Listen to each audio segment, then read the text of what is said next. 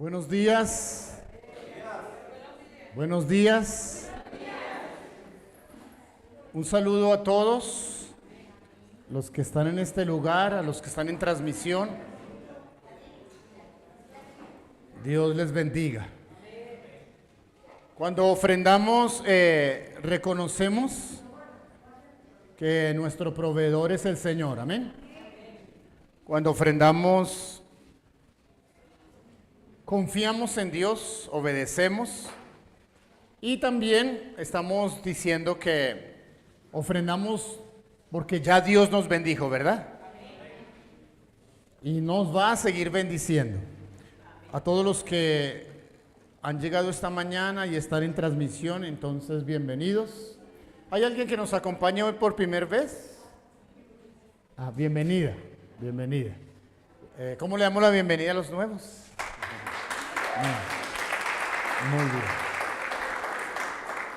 Y junto con su niño. Esta mañana hemos querido honrar, que hace 8 días no tuvimos la oportunidad, sabiendo que varias estaban en sus casas y demás, pero hemos querido honrar a las madres y hacer un homenaje especial, así que queremos de verdad que se sientan bendecidas y honradas. Normalmente siempre tomamos como referencia en los diferentes temas de reflexión de la Biblia. En su mayoría hablamos de apóstoles, de hombres. Hoy quiero honrarlas a ustedes hablando de mujeres. Y por eso el tema que estoy presentando esta mañana es mujeres de alto estándar. Creo que ustedes han leído Proverbios capítulo 31, donde él se escribe un poema muy completo sobre lo que debería ser el listado, el perfil de la mujer que le llama allí virtuosa o casi que perfecta, y pues que está el interrogante si se podrá hallar a este tipo de mujer virtuosa. ¿Quién la hallará? Porque pues alguno pensaría que la perfección está en que en una sola persona se reúnan todas las características. Pero pues no es que suceda de esta manera. Tampoco la perfección o la belleza de la mujer tiene que ver con lo externo. De hecho, el mismo proverbio presenta que la apariencia externa o las medidas externas perfectas puede que algún día las logre, pero en un abrir y cerrar de ojos ya esas medidas van a desaparecer. Así que no nos fijamos en eso. Dice en Proverbios 31, 29 y 30, muchas mujeres han hecho el bien, pero tú las sobrepasas a todas. Eso no solamente es una bonita declaración, un buen piropo, es algo hermoso, ¿verdad? Que le digan a usted, mire, muchas mujeres han sido buenas mujeres, pero tú estás por encima de todas ellas. Me gustaría hacer un ejercicio esta mañana, y es que donde hay una mamita, algún esposo o hombre soltero o alguien se le acercara y le dijera, muchas mujeres han hecho el bien, pero tú las sobrepasas a todas. ¿Me ayudan en ese ejercicio? Alguien que se haga cerca a otra mujer. Le va a tocar que los hombres se doblen y le diga 3 o 4 porque ¿qué hace usted ahí solo? Y acérquese a alguna mujer y le dice, muchas mujeres han hecho el bien, pero tú sobrepasas a todas. ¿Cómo le suena eso, Doris? Sí, bonito, ¿no? Bonito, sí. Y está en la palabra de Dios, porque es una verdad. Luego dice el verso 30, engañosa es la gracia y vana la hermosura, pero la mujer que teme al Señor, esa será alabada. Ese término gracia o hermosura no tiene que ver con lo que conocemos como la gracia de Dios, sino tiene que ver con la apariencia externa. La apariencia externa, pues puede tenerse por un momento así muy especial, pero eso no va a durar toda la vida. Así que eso va a pasar. De pronto alguno de ustedes en su momento cumbre o en su momento especial tuvo las medidas perfectas según el mundo o según el comercio, que dice que la belleza está limitado en 90, 60, 90. Pero eso pasa rápido, y así que la escritura dice que la virtud o que la verdadera belleza está en aprender a temer a Dios y en reunir ciertas cualidades. Así que es interesante que el listado que hace Proverbios sobre la mujer virtuosa y la mujer que tiene esa perfección, pues lejos está de mirar su belleza o de su apariencia externa. ¿Sí? En la nueva versión internacional dice, nueva traducción viviente dice, el encanto es engañoso, la belleza no perdura, pero la mujer que teme al Señor será sumamente alabada. Si note cómo hace bien esa distinción.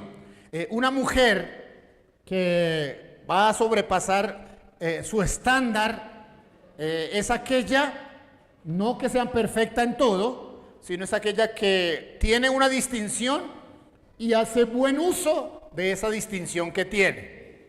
Aunque no es perfecta en todo, pero sabe que Dios le dio algo especial, y eso especial que tiene como distinción lo va a llevar a un estándar alto. A ver si podemos comprender esa verdad. No es que tengas que reunir todas las cualidades que dicen Proverbios 31 para sentirte mujer virtuosa. No se trata de eso. Se trata de que al tener por lo menos una distinción que identificas como un regalo de Dios, en esa distinción te afirmas y llevas esa distinción a un estándar supremamente alto. Déjenme tratar con esto esta mañana, y quiero mostrarles algunas mujeres que, aunque se equivocaron en otras cosas, su distinción que reconocieron en Dios lo llevaron a un estándar así alto. Por eso hablo de mujeres de alto estándar. En primer lugar hablamos de Sara, la esposa de Abraham. Los registros bíblicos nos dicen que de joven Sara era muy bonita. Sara llegó a tener 90, 60, 90. Llegó a tener las medidas y la apariencia hermosísima.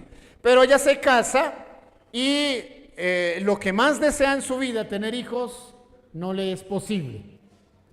No le es posible. Así que comienza a sufrir y pues comienza a lamentarse ser estéril. En el tiempo antiguo, la sociedad señalaba a una esposa que no podía darle hijos a su esposo, y más en la sociedad hebrea o judía, porque era vista como la mujer que Dios estaba castigando, así que ella debe tener algún problema no resuelto con Dios, porque Dios no le ha castigado en no darle hijos. Así que, ¿en dónde quedó toda su belleza, toda su hermosura, toda su apariencia externa, si no podía tener hijos? Y durante muchos años fue su sufrimiento, hasta que se olvidó totalmente de decir, ya no briego más, ya no lucho más con esto de tener hijos, y le propuso otra cosa a su esposo.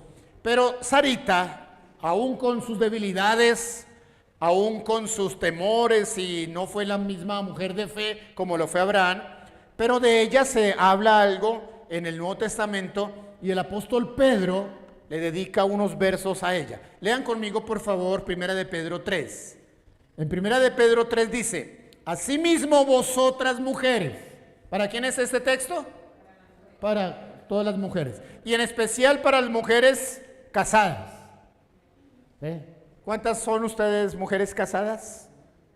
Ok, entonces está hablando de ustedes. Así vosotras mujeres, someteos a vuestros maridos, de modo que si algunos de ellos no creen a la palabra, puedan ser ganados no con palabras, sino por el comportamiento de sus esposas. Vea lo que está diciendo. Al observar la vida pura y la conducta respetuosa de ustedes. Verso 3. Que vuestra belleza no dependa de lo exterior, como peinados llamativos, joyas, anillos, vestidos, los zapatos, las marcas, no depende de eso. ¿Sí? sino de lo íntimo del corazón, del adorno incorruptible, de un espíritu afable y sereno, ya que este tipo de belleza es muy apreciada por Dios. Así, note cómo concluye, así era como se adornaban en otro tiempo aquellas santas mujeres que esperaban en Dios y eran sumisas a sus maridos. Sara, por ejemplo, mire aquí cómo la coloca ella en esa distinción. Sara, por ejemplo, obedecía a Abraham, a su esposo, y lo llamaba su señor. Sara le decía a su esposo su señor o señor. De ella habéis llegado vosotras a ser hijas si hacéis el bien y no os dejáis intimidar por nada. ¿Qué es lo que hace Dios? No tiene hijos, la belleza de Sara ha pasado rápido, pero a ella le ha dado una distinción especial. ¿Cuál es esa distinción especial? La distinción que le ha dado es que ella ha llevado la sujeción o el respeto por su esposo a un estándar muy especial. Tan especial que Dios decidió hacerla a ella la cabeza o el ejemplo para todas las mujeres. ¿Sí? Cuando Sara escuchó que podía tener un hijo ya de edad, le costó creerlo. Así que no era la mujer de fe. Y tal vez en otras áreas tenía su problema.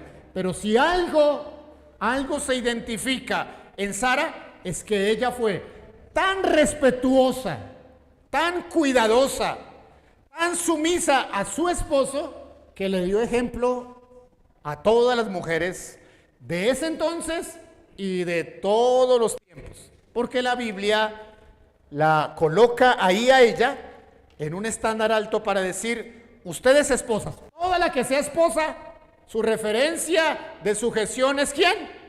Sara. Sara es la referencia, es el modelo. Así como ella lo hizo, ustedes lo pueden hacer. Y dio un plus, y dio aquí algo interesante, que ha pasado en toda la historia de la iglesia. Miren, en toda la historia de la iglesia, normalmente, escuche esto que voy a decir, normalmente quienes primero en las familias, quienes primero normalmente han llegado a los caminos, al conocimiento del Señor, no han sido precisamente los esposos.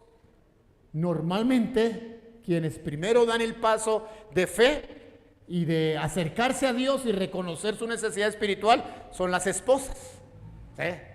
Por eso es que las iglesias, en su gran mayoría, el grupo más grande es ¿de qué? De mujeres. Pero y aún el verso bíblico lo considera. Y dice, mujeres, esposas, no se preocupen que sus esposos no sean creyentes. Es más, no se pongan a tratar de recitarles la Biblia. No, ustedes pueden, por su manera de actuar, ganarlos a ellos sin decirles absolutamente nada. Normalmente un esposo no creyente se pone así un poquitico duro o apático que su esposa o sus hijos le hablen, no me hable de la iglesia, y se pone así. Pero este texto dice que una esposa que lleva su estándar de respeto y sujeción como lo hacía Sara, definitivamente su esposo no va a poder resistirse al testimonio y va a ser ganado por la conducta de ellas. ¿Qué les parece eso? Así que hay esperanza, que su hijo es rebelde, que su esposo está... En algún momento ese señor va a ser ganado porque tiene esta distinción. Sara usó bien esa distinción y entonces lo que hace es que se pone como ejemplo a las demás. La distinción de Sara entonces se llama sumisión y fue tan alta esa sumisión que se convirtió en el ejemplo para todas.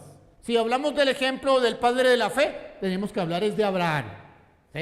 Pero si hablamos a las esposas, de quién será su referente y su modelo para seguir y hacerlo como ella lo hizo, ahí está Sara, Dios la usó para eso, dándole la oportunidad de que aún hombres no creyentes fueran alcanzados. Ahora, déjeme volver un poquitico a Proverbios 31, cuando dice, muchas mujeres han hecho el bien, pero tú sobrepasas a todas. Qué interesante que cuando la Biblia se habla de las mujeres, en términos generales dice que hacer el bien es natural para la mayoría de mujeres. ¿Sí? Es natural. Y como que el texto está diciendo es que Dios le dio a las mujeres una naturaleza que tiende a que ella haga solamente ¿qué? Lo bueno. Y no dice eso acerca de los hombres, dice acerca de las mujeres.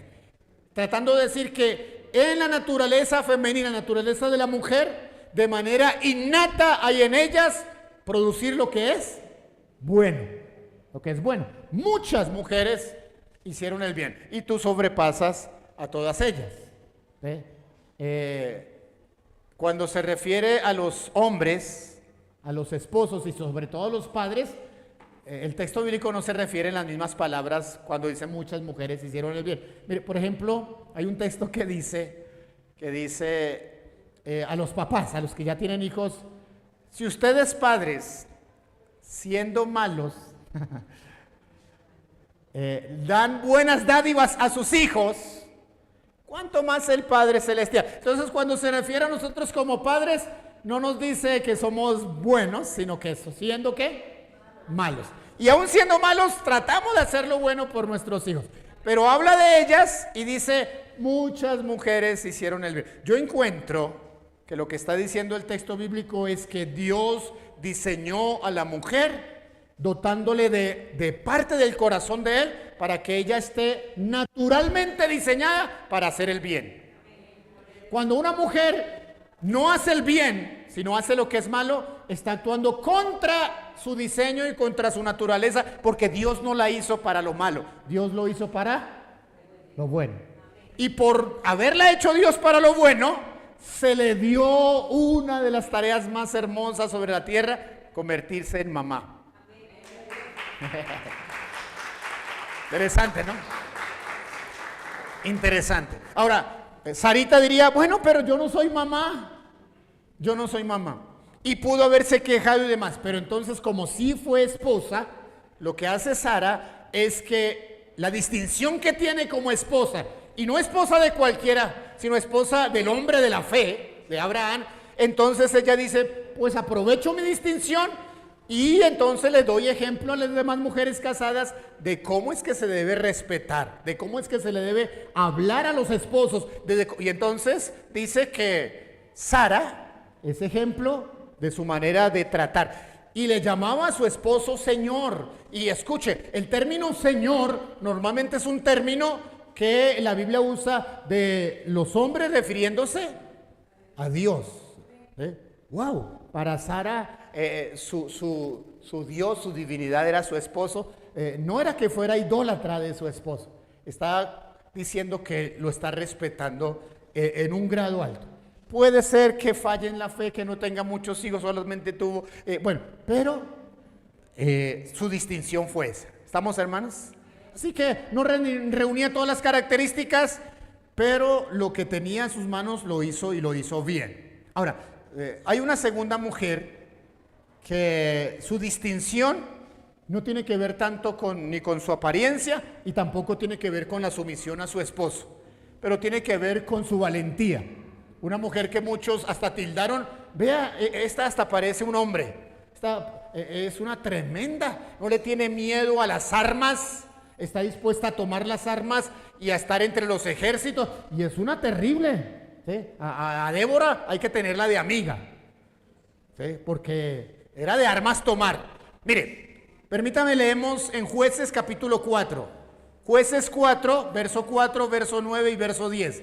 Gobernaba en aquel tiempo a Israel una mujer. Uy, qué manera de decir. Porque no es normal que una nación como Israel, con una tradición tan marcada en el área masculina, donde se dice claramente que cuando hacían los censos no se contaban ni las mujeres ni los niños, así.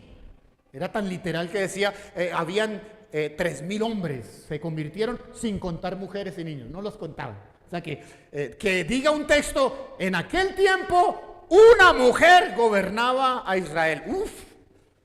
Entonces no estamos hablando de cualquier de cualquier mujer, una mujer valiente. ¿Qué pasó con esa mujer? El nombre era Débora. Aparte de ser juez, era profetisa, esposa de Lapidot. El nombre de su esposo es un poco extraño. Ella dijo, salto al verso 9, iré contigo, pero no será tuya la gloria de la jornada que emprendas, porque en manos de mujer entregará el Señor a Sísara. Y se levantó Débora y fue a Cedes con Barak. Allí juntó Barak a las tribus de Zabulón y Neftalí, subió con 10,000 hombres a su mando. ¿Y quién? Y Débora con él. Déjenme decirles esto. Como Débora era juez, a ella le consultaban, y como era profetisa, también a ella le decían, ¿qué Dios quiere de tal cosa? Le consultaban con asuntos de Dios. Ella hizo llamar al ministro de defensa. Ella hizo llamar a Barak, que dirigía, era el general del ejército. Y le dijo, general, usted tiene que ir y pelear contra Sísara, ese enemigo de Israel, porque Dios me ha dicho que usted no tenga miedo, Dios le va a dar, hoy mismo le va a dar la victoria. Tenía ahí una palabra de Dios para él. Y este hombre general le dice, ay, qué bueno, pero yo voy si usted va conmigo. ¿Cómo así? Si usted no va a la guerra conmigo, yo no voy, aunque Dios le haya dicho eso. Vea este cobarde. ¿Y qué hace Débora? Dice, voy con usted a pelear. Pero después de que Dios nos haya dado la victoria, no se va a hablar de usted, se va a hablar de una mujer por la cual Dios permitió que viniera. Y no se le arrugó a nada. Se nombran 10,000 soldados y una mujer. Débora con ellos. Y no me imagino, yo no me imagino a esta mujer por allá detrás. Yo la veo a ella, en mi imaginación, al frente, cargando armas, ¿sí? Y peleando. Y ese día entonces, y quedó registrado en el texto bíblico que Dios usó. ¿Cuál es la distinción de Débora? Su valentía. Tal vez ni siquiera después tuvo que pedirle, tal vez, yo digo, perdón al esposo para decirle, me fui a la guerra y ni siquiera le avisé, mi hijo, perdóneme. No, tranquila, yo sé que usted está ocupada en los asuntos y que siempre le ha gustado la guerra, por eso mejor no le llevo la contraria. Pero su distinción tal vez no era la sumisión como Sara, pero su distinción era ¿qué? La valentía. Pero usó su distinción para llevarlo a un estándar ¿qué? Alto. No sé si será el único texto que diga que Israel estuvo gobernada un tiempo por Débora. Y hay otra mujer, ese día le sigue el paso y ahí va a aparecer otra mujer, pero bueno, no vamos a hablar hoy de ella. Quería honrar el nombre de Débora porque su distinción es su valentía. Fue una juez, impartía justicia, declaraba proféticamente la dirección de Dios, pero definitivamente le gustaba el asunto de la guerra y las armas. Seguramente si su papá le hubiera preguntado, mija, ¿qué quiere estudiar? La academia militar. No, eso no es para usted, es para los hombres. Pero ella tenía esa distinción y la usó bien. Hablemos ahora de otra mujer distinguida, Esther. Ya les cuento algunas cositas de Esther. Hay un libro en la Biblia con el nombre de ella, aunque no fue escrito por ella. El escritor del libro de Esther ve el ejemplo de Esther y esta historia está súper especial para que sea incluida en las historias de fe de Israel. Y escribe y se hace tan famoso el libro que es incluido en el canon bíblico. Porque finalmente el Espíritu Santo estaba detrás inspirando. ¿Bajo qué? Bajo el ejemplo de Esther. Y hay un plus con Esther, y es que Esther pierde a sus padres a muy temprana edad. Así que ella no tiene el papá o la mamá, y finalmente el que resulta criándola es su tío. ¿Quién la crió a Esther? su tío, llamado Mardoqueo. Pero Esther que concursó en un reinado y fue elegida para sustituir a la reina Vasti, más que sus medidas, su belleza, su perfil hermoso, sus ojos, lo que vale en la escritura es su obediencia. ¿Sí? Se distingue en Esther, qué mujer tan obediente. Verso 22 y 23 del capítulo 2 de Esther. Cuando Mardoqueo se enteró de esto, le comunicó a la reina Esther, y Esther lo dijo al rey en nombre de Mardoqueo. Se hizo investigación de eso que se declaró, del asunto, y resultó ser cierto. Por tanto, los 12 eunucos fueron colgados en una horca, y el caso se consignó por escrito en el libro de las crónicas del rey. Estoy apenas tomando una parte de su historia, y lo que está resumiendo es decir, hoy se descubrió que 12 eunucos iban a darle jaque mate al rey, iban a matar al rey. Lo descubre Mardoqueo. Mardoqueo no tiene posibilidad de llegar al palacio, pero Esther sí, y su sobrina. Entonces escucha a Mardoqueo y entonces ella actúa, se investigó y sí, el asunto era cierto y salvó la vida ¿de quién? Del rey. Más adelante, Mardoqueo nuevamente vuelve a decirle, Esther, por favor, preséntese al rey y dígale al rey que proteja al pueblo de Israel. Porque el decreto que le hizo firmar Amán cuando lo engañó, porque Amán engañó al rey, decía que el que quisiera podía ir a la casa de cualquier judío y matarlos a todos los que quisieran, y ellos no podían ni siquiera defenderse. Y estaba ya por decreto determinado que sería exterminado completamente el pueblo de Dios. Mardoqueo le pide a Esther intervenga. Esther le dice, no puedo intervenir, no he sido llamada, si el rey no extiende su cetro me va a dar muerte, porque así lo dice la ley. Y Mardoqueo le dice, pues mija, entienda para que usted está ahí en el palacio. Si usted no interviene y no hace caso, Dios va a usar a otra persona, pero se va a acabar el pueblo de Dios. O si interviene, pues que Dios obre.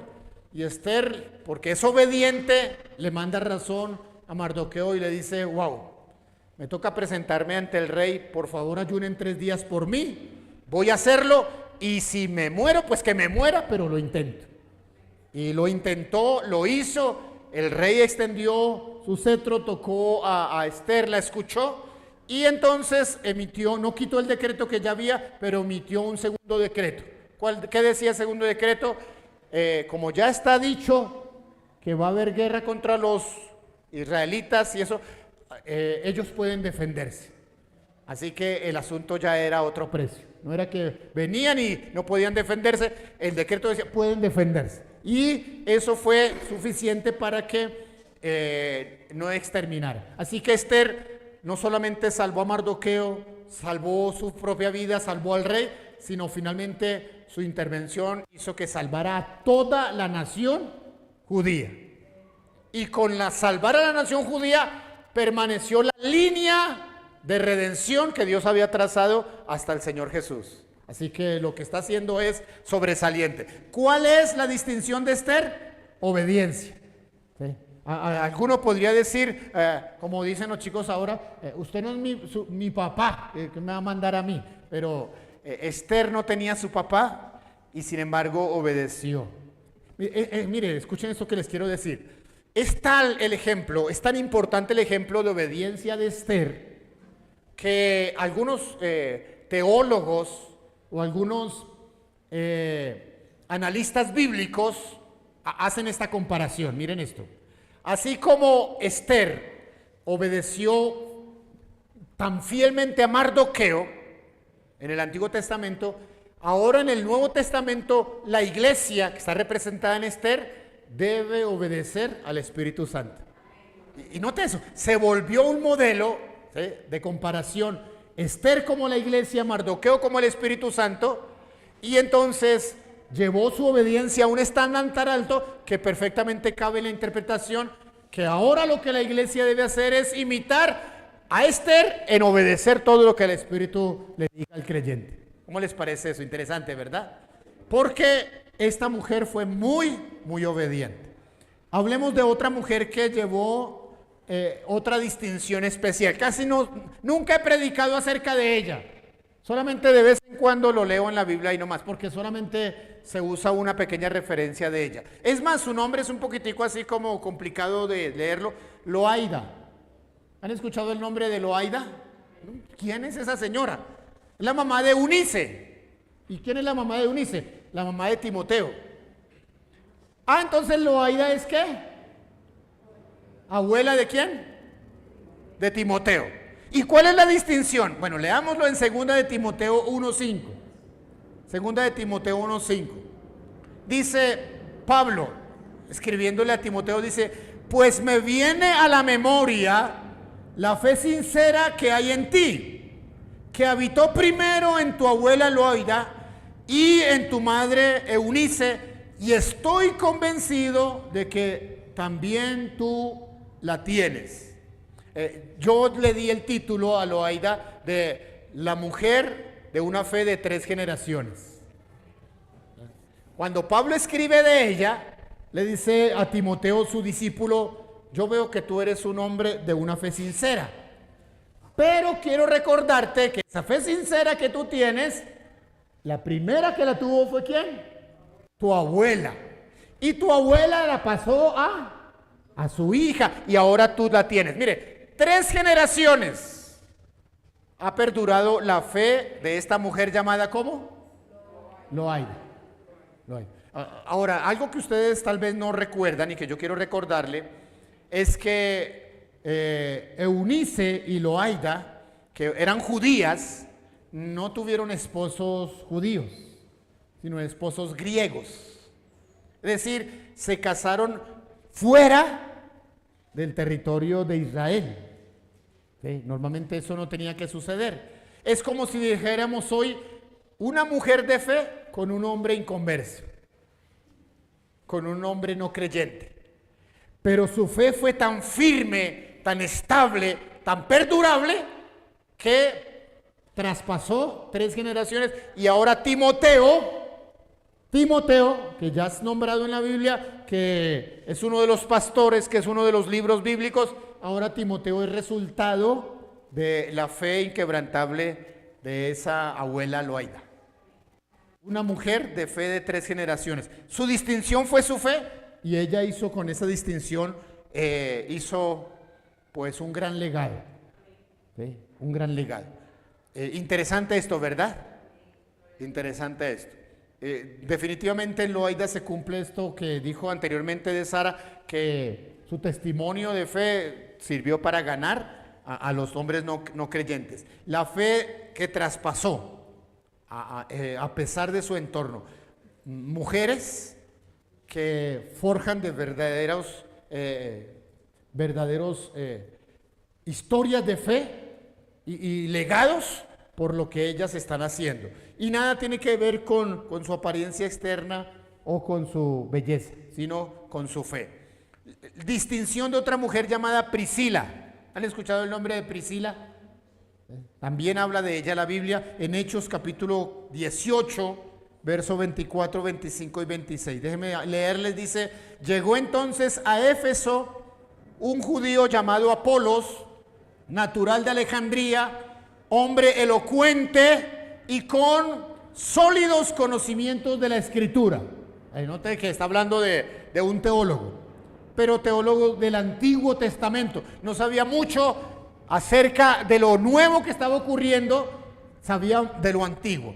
Dice que este teólogo había sido instruido en el camino del Señor, y como era de espíritu fervoroso, hablaba y enseñaba diligentemente lo concerniente al Señor. Pero note esta: aunque solo conocía el bautismo de Juan. Su discipulado estaba así un poquitico corto. Comenzó pues a hablar con valentía en la sinagoga, escucha esto, mas cuando le oyeron Priscila y Aquila, le tomaron aparte y le expusieron con más exactitud el camino de Dios. Apolos llega a ser uno de los líderes principales en la iglesia de Corinto. ¿sí? Llega a ser muy fuerte en la iglesia de Corintio. Pero fue necesario que Priscila y su esposo Aquila, ¿sí? Aquila es el esposo de Priscila, lo discipularan y le enseñaran bien los caminos del Señor. Entonces estamos viendo que la distinción de Priscila tiene que ver con formar discípulos, con hacer discípulos, ¿sí? Siendo este hombre tan elocuente y tan sabio, pero sin embargo tuvo una mujer que le enseñara, mire, así son las cosas de los caminos del Señor, ¿sí? Más adelante en Romanos, lean conmigo Romanos 16, Pablo hace un saludo de despedida a los creyentes de Romanos y pide o envía este saludo. Saludad a Priscila y a Aquila, mis colaboradores en Cristo Jesús, que arriesgaron su vida por mí, tanto yo como las iglesias de los gentiles os damos las gracias. Saludad también a la iglesia que se reúne en su casa.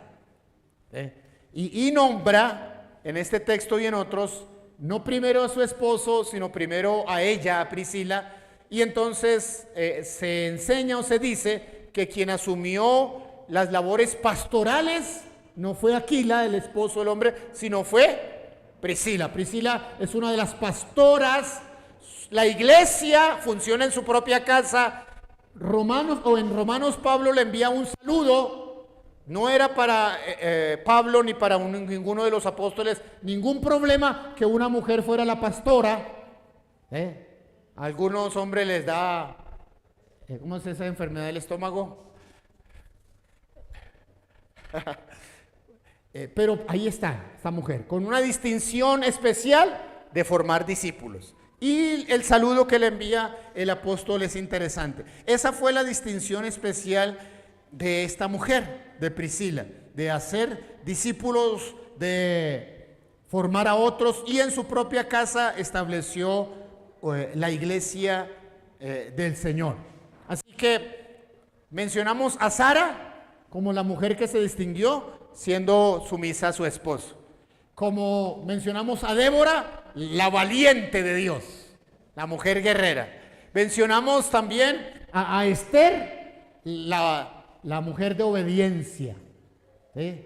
Mencionamos a Loaida, la mujer de fe de 3 generaciones. Ahora estamos mencionando a Priscila. Déjeme hablarle de una más.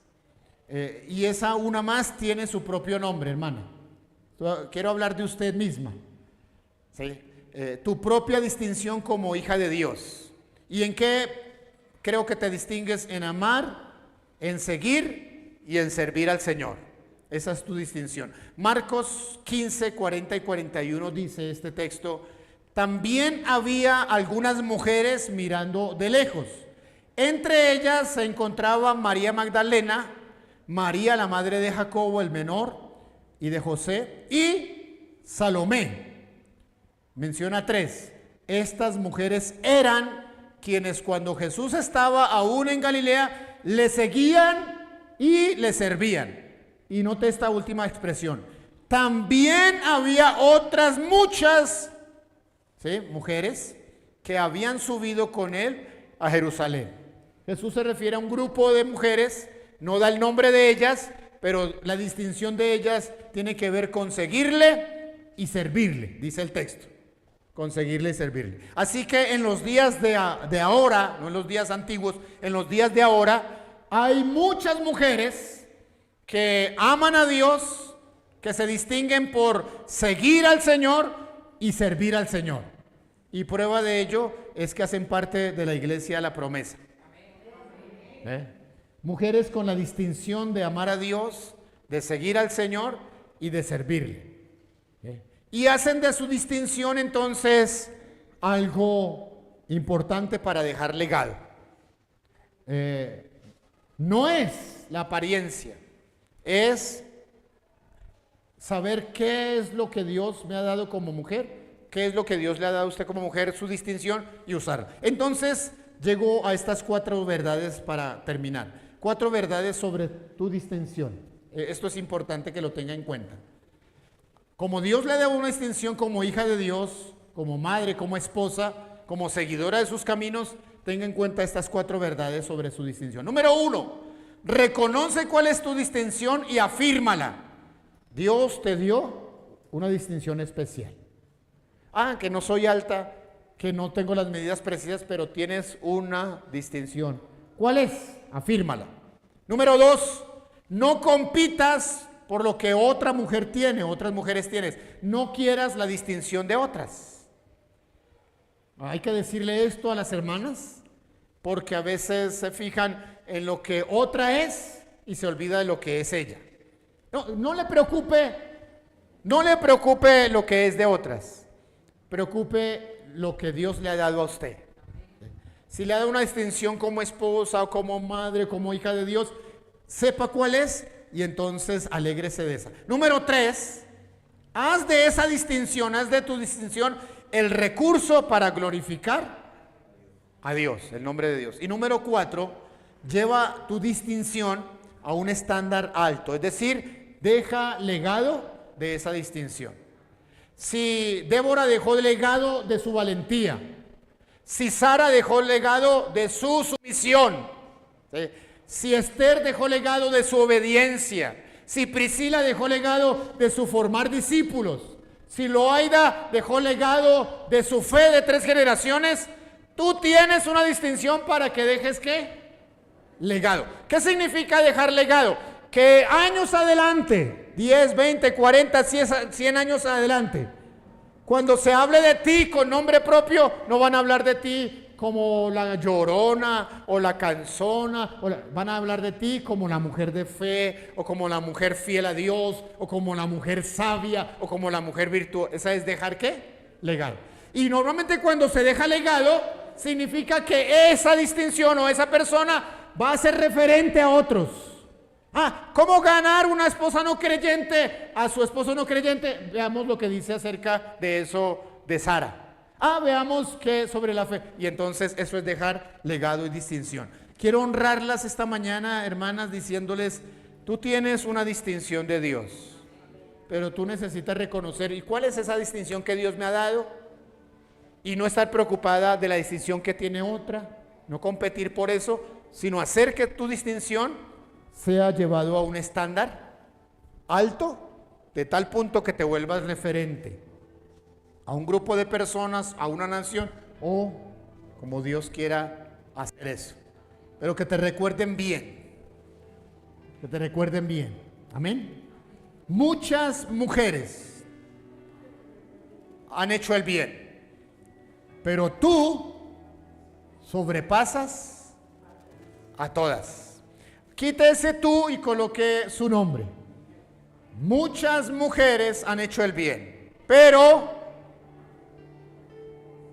con nombre propio sobrepasas a todas ellas. Vea lo que Dios quiere hacer, que tú tengas un estándar alto. Oremos.